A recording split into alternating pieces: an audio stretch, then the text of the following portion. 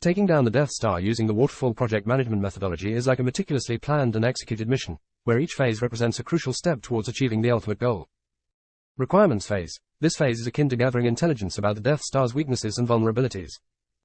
Just as the Rebel Alliance gathers as much information as possible about the Death Star's plans, structure, and defenses, the project team carefully analyzes and defines the project scope, objectives, and requirements.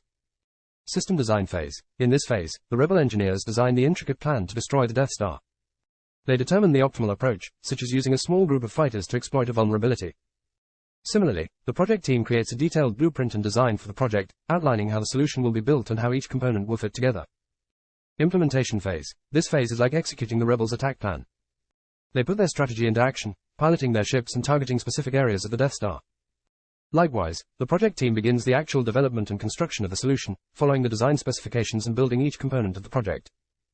Testing phase. Just as the Rebel Alliance conducts extensive simulations and tests to ensure the success of their attack, the project team thoroughly tests the solution to identify and fix any defects or issues. This phase ensures that the project meets the specified requirements and functions as intended. Deployment phase. In this phase, the Rebels launch the attack on the Death Star, aiming to hit the critical target precisely.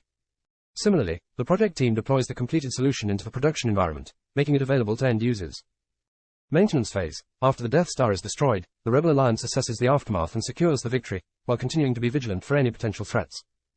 Likewise, in the maintenance phase, the project team monitors and supports the solution, addressing any issues that may arise and ensuring its long-term success. Using the Waterfall methodology, the Rebel Alliance can carefully plan and execute their mission to take down the Death Star, ensuring a well-structured and successful project with a clear sequence of phases leading to the ultimate triumph. In a galaxy far, far away, the Rebel Alliance received a chilling report. The Galactic Empire had completed construction of a menacing weapon known as the Death Star. This moon-sized battle station possessed the power to destroy entire planets with a single shot. The Alliance knew they had to act quickly to prevent the Empire from unleashing its devastating force upon innocent worlds. The Rebel leaders gathered in a secret base to devise a plan to take down the Death Star. Princess Leia, the courageous leader of the Rebel Alliance, stood before the team, her determination shining brightly. She explained the phases of their daring mission, following the Waterfall project management methodology to ensure success. The requirements phase commenced with Rebel spies infiltrating Imperial bases to gather critical intelligence. The team learned about the Death Star's weak points, hidden vulnerabilities, and the perfect timing to strike. Each piece of information brought them closer to the heart of the sinister weapon. Next came the system design phase, where the Alliance's brilliant engineers devised a meticulous plan. They formulated an audacious strategy, sending a small group of nimble X-Wing fighters to exploit a tiny thermal exhaust port that, if hit with precision, could trigger a chain reaction and destroy the Death Star from within. With the plan in place, it was time for the implementation phase. Rebel pilots, including Luke Skywalker, Han Solo, and the valiant Wedge Antilles, embarked on their daring mission. They piloted their X-Wings through enemy fire, bravely navigating toward the Death Star's perilous core. As the fighters approached, the Empire unleashed its full fury. TIE fighters swarmed like angry hornets, seeking to protect their monstrous creation. But the rebels pressed on, evading laser blasts and maneuvering skillfully through the chaos. The testing phase arrived, as the pilots honed their skills and performed simulations. Each run brought valuable feedback, allowing them to adjust their approach and perfect their attack. Luke Skywalker, guided by the Force, strengthened his resolve and honed his abilities. Finally, the time for the decisive battle arrived, the deployment phase. The Rebel fleet launched their assault on the Death Star, their courageous attack synchronized to hit the vulnerable exhaust port in perfect harmony. In the heart-pounding climax, the Rebels pushed through enemy defenses, and Luke Skywalker aimed for the tiny target.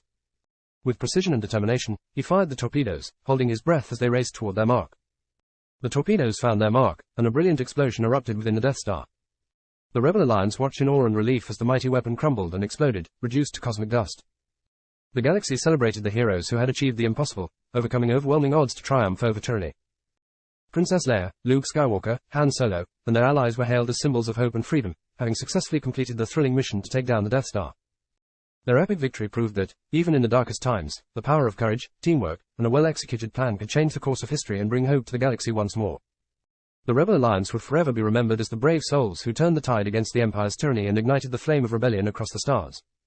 Applying the Waterfall planning methodology to the Death Star project would have both advantages and disadvantages.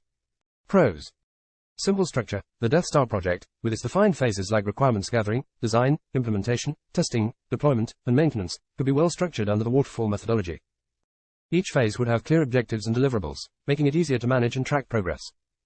Documentation. Waterfall methodology encourages comprehensive documentation at each phase, ensuring that the development process is well documented. This would be crucial for a project as complex as the Death Star, enabling future reference and analysis. Cost estimation. With the waterfall model, costs and workload can be estimated at the beginning of the project. For a massive undertaking like building the Death Star, having a clear understanding of the budget and resource requirements would be advantageous. Time axis mapping. Waterfall methodology allows projects to be easily mapped on the time axis. This would be helpful for planning and scheduling such a monumental project, allowing the Rebel Alliance to set specific milestones and deadlines. Cons. Complexity. Waterfall methodology may struggle to handle complex or multi-shift projects, such as the construction of the Death Star. The Death Star's size and intricacy might not neatly fit into the rigidly defined phases of the waterfall approach. Lack of flexibility. The primary drawback of the waterfall methodology is its lack of flexibility. Once a phase is completed, it is challenging to make changes or adapt to evolving requirements.